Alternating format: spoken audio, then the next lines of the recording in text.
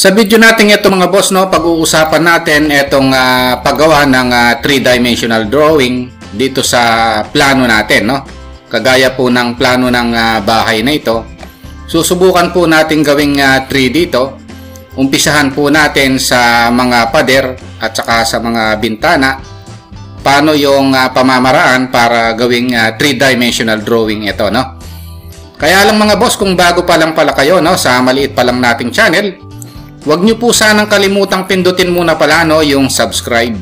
Pero isama nyo na rin po yung like at saka notification bell para every time na may bago po tayong video, ma-notify po kayo.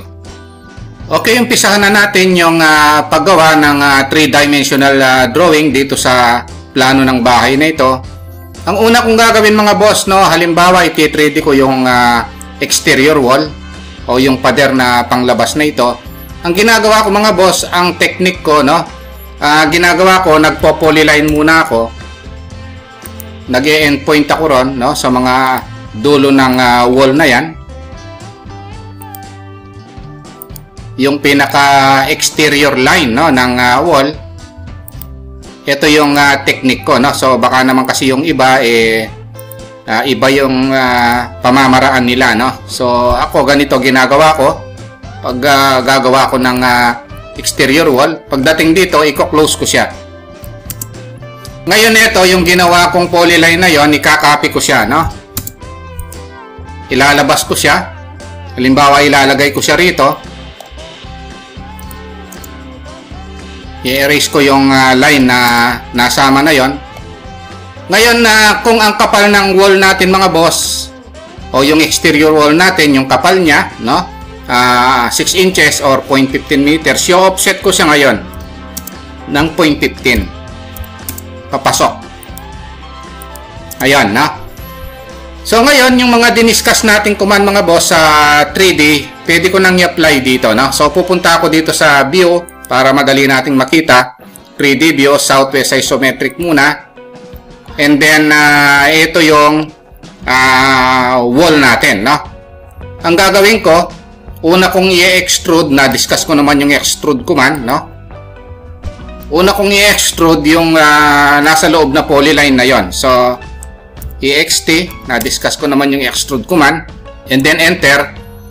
Ang height niya, ilalagay ko temporary 5 meters muna.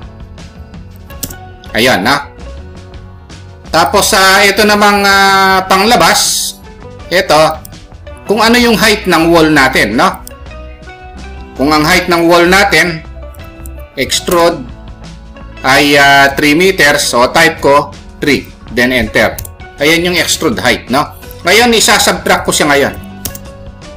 Ito yung bubutasan ko, and then enter. Ang pangbubutas ko yung nasa loob. Ayun, no?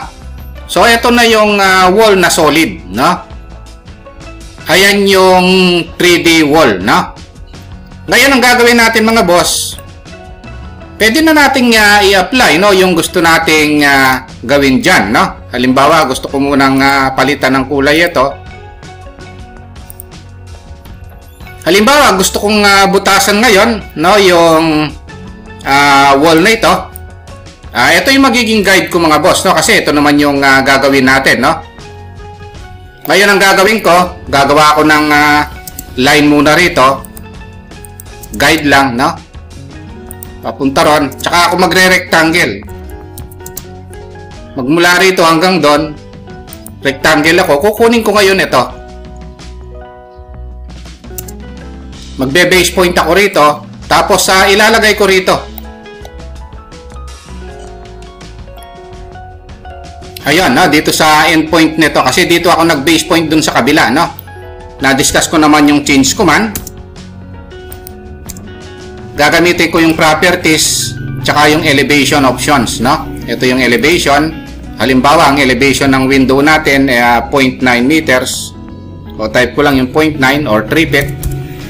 Ngayon, ito naman, i-extrude ko siya ngayon kung ano yung height ng bintana, no? O halimbawa, ang height ng bintana is 4 feet or 1.2 meters. Then enter. Ayan na siya, no? Ngayon, i-apply ko na yung mga diniscuss natin command dati, yung subtract, no? Na-discuss ko naman ito. Issue yung shortcut command niya, select ko yung sasubtrakan, enter, ito yung pang subtract. Ayun. Halimbawa, pinto, no? Pupunta lang ako rito kasi ito yung guide natin, ito yung pinto. So, ang gagawin ko ngayon, gagawa ko ng line dito. Magiging guide ko ito kasi gagawa ko ng pambutas, no? Ito, ganun din, no? Rectangle. Ito yung pamamaraan ko. Ayan, no? So, ito ngayon ang imumove ko. Tapos, hahawakan ko siya ngayon dito. O, ilalagay ko rin dito ngayon, no? Ito yung base point. Ayan. Ngayon, ang gagawin natin, i-extrude natin ito kung ano yung height ng pinto. So, extrude. O, halimbawa, ang height ng pinto ay 2.1 meters, no? Ayun, ayun. Then, SU or subtract, select ko ito. Ayun. So, uulit-ulitin lang yan mga boss hanggang sa magawa yung mga pinto at saka mga bintana, no? O halimbawa, no, idagdag ko na itong paggawa nitong window, no, dito sa CR, no? So, gagawa ko ng line dito.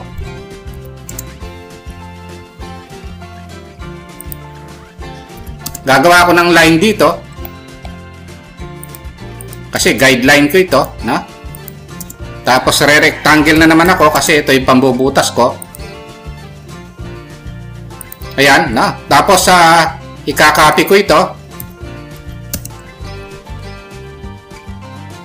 Lalagay ko dito. Ngayon, pag nakopy ko ito mga boss, ikakopy ko rin naman ito. Ngayon, ang base point ako rito na naman, no? So, ito yung magiging base point ko. Ito, na? So, kung ito yung hinawakan ko, ito rin naman ang pagdadalan ko, no? Sa sulok na ito. Ortho off ko lang. Dito. Para parehas yung location, na? Ayun. O, ngayon ang gagawin natin, change command na naman tayo, negative CH. Yan yung shortcut command ng change. Properties, gagamitin ko yung option na elevation. Ano ba yung elevation? Ito, no?